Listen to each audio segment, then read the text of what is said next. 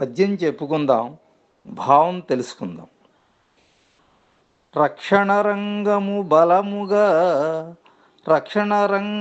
బలముగా శిక్షణ సామాన్య విధిని శిఖరాగ్రముగా అక్షయ లక్ష్యములరగా లక్షణమై సాగవలెను రాజ్యమునందున్.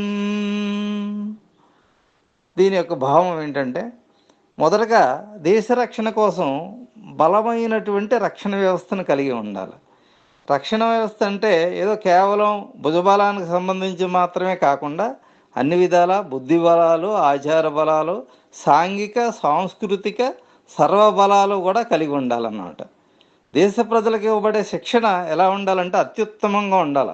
అసలు ఆ అత్యుత్తమ విధానాలే ఇక్కడ సాధారణ కార్యక్రమాలుగా ఉన్నాయి సుమా అన్నట్లుగా ఉండాలి. ఆ స్థాయి అలా ఉండాలి. అటువంటి నిబద్ధతతో మన యొక్క లక్ష్యములను సజీవ సంపదగా కాపాడుకోవాలి.